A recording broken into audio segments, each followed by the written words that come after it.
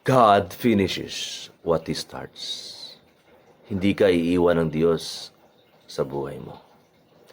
Philippians chapter 1 verse 6, being confident of this very thing, that He which hath begun a good work in you will perform it until the day of Jesus Christ.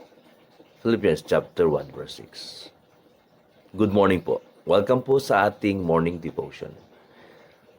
Tatapusin po ng Diyos ang Kanya pong mga sinimulan sa buhay ninyo. Maaaring pakiramdam mo ay mabagal ang proseso, ngunit ang Diyos ay tapat sa Kanyang mga pangako na tatapusin niya. At ang bawat takbang na maliliit na pakiramdam natin ay bahagi ito ng malaking plano niya sa buhay natin. Sabi nga po ng isang song o lyric ng song, it took Him just a week, isang linggo, to make the moon, stars, the sun, the universe, and Jupiter, and Mars, and others. Pero sabi ng next line, how loving and patiently He must be. He is still working on me. God's still working on your life.